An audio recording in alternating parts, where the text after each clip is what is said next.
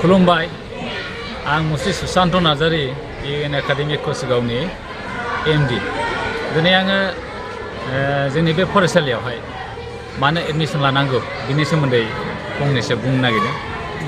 जों गोबां सानो इंराजि मिडियाम बा बर' मिडियाम बिनि सायाव पार्थक्य खालामनो नागिरो, नाथाय आंहा बेक्तिगत हिसाबै जेबो अबजेक्सन गैया। सासे गथ'खौ नोंहा इंराजि मिडियामाव फोरोङो ना बर' मिडियामाव फोरोङो। दा गोबाङानो गावनि फाइनान्सियेल बेकग्राउन्डखौ रांखान्थियारि हालोदखौ नायालासिनो इंराजि मिडियामावहाय बिसोरो सोयो। बिनि उनाव बिथांमोना क्लास देरजासिम बिथांमोना फोरोंलांजोबनो हाया, जायनि थाखाय क्लास 6-7 मोनहैबा बिसोरो गथ'खौ बख'नानै गभर्नमेन्टनि फरायसालियावहाय सोनांगौ जायो। दा बिनिखायनो गभर्नमेन्ट फरायसालियावथ' इंराजि मिडियाम गैया। दा बिनि थाखायनो इंराजि मिडियामनिफ्राय बर' मिडियाम बा एसामिस मिडियाम फैयोबा गथ'फोरखौहाय गोबां गार्जेनफोरा बरबाद खालामनानै फैयो। मानोना इंलिस मिडियाम फरायनाय बर' मिडियाम फरायनांगौआ जोबोद गोब्राब। आरो बेयो मोनसे जाहैबाय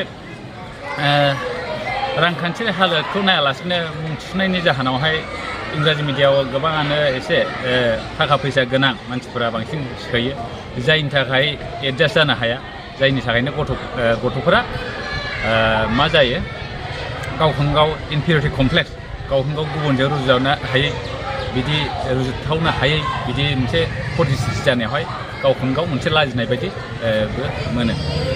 आरो जोंनि गोबां गभर्नमेन्ट फरायसालियावहाय गथ'खौ जुदि मोजां सोलोंथाइ लानो बा मानो सोनाङा होननानै बुङोबा, गभर्नमेन्ट फरायसालियावहाय नांगौखिनि फोरोंगिरि गैजोबा। जेन'बा अबेबा मोनसे एमइ स्कुलाव पास जानानै फैबाय आरो काचुगाव पाब्लिक हाइ स्कुलाव सफैबाय। दा काचुगाव पाब्लिक हाइ स्कुलावहाय बोसोरसे थांनाय बोसोराव फुरा बिएससि फोरोंगिरियानो गैया, मेथ्स फोरोंगिरियानो गैया। सोरबा गथ'आ जुदि मेथ्स यावहाय मोजां खालामनानै बिएससि बा पिइउसि फरायनो नागिरोमोनब्ला बियो मा जागोन, बरबाद खालामनाय जागोन। आरो दा नैबे बोसोराव जायफोरनाखि फाइनाल होगोन बिथांमोना रावबो पिइउसिखौनो फरायनो हानाय नङा। मानोना बिथाङा मेथ्सखौनो फोरोंजानो मोनाखैबा मारैहाय बिथांमोना साइन्स लानो हानो। दा आंनि खेथ्रआवबो बिदिनो जादों। आं जेब्ला हाइ स्कुलाव हाबोमोन, क्लास 10आव हाबोमोन फाथाखाथा हाइ स्कुलाव, अब्ला माने बिएससि फोरोंगिरिया केन्सार बेमारावहाय गोग्लैनानै दंमोन। जायनि थाखाय जोङो साइन्सखौहाय मोजाङै फोरोंजानो मोनाखै। जायनि थाखायनो आंनि एसएसएलसिनि रिजाल्टआवहाय बै समावहाय फार्स्ट पेपार आरो सेकेन्ड पेपार थायोमोन। फार्स्ट पेपाराव 100 आरो सेकेन्ड पेपारावहाय 50 मार्कनि। दा आंनि नाम्बारा फोरोंजानो मोननायाव ओरैबायदि जादों, फार्स्ट पेपार 100आवहाय आङो बेसेबां मोन्दों, खालि 12 मोन्दों। ओमफ्राय बिनि उनाव सेकेन्ड पेपारावहाय बोरैबा 50आवनो आङो 30 मोनबाय।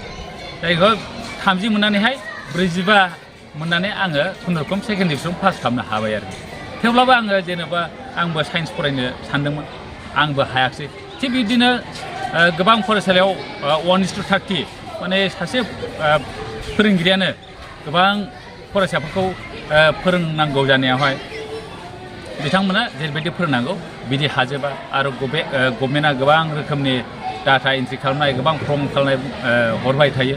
जायनि थाखायनो फोरोंगिरिफोरा मोजाङैहाय गथ'फोरखौ फोरोंनो हाया। जायनि थाखायनो रिजाल्टआ गाज्रि जायो। दा बैफोर जाहोननि थाखाय आङो सानो जोंनि बे इउएन एकाडेमियाव फोरोंगिरिनि जेबो अभाब गैया। गासिबो साबजेक्टनि आलादा फोरोंगिरि दंखाजोबो। दा बेनिखायनो जोंनि इउएन एकाडेमियाव दासिमावहाय 46 जन जोङो फार्स्ट डिभिजनाव पास खालामहरनो हाबाय, जोबोद खम समनि गेजेरावनो। दा नोंथांमोनहाबो गावबागावनि गथ'खौहाय जुदि मोजां सोलोंथाइ लाहोनोबा जों बे इउएन एकाडेमियावहाय मुं थिसननाया मोजां होननानै आं सानो। एसेनोसै, गोजोन्थों।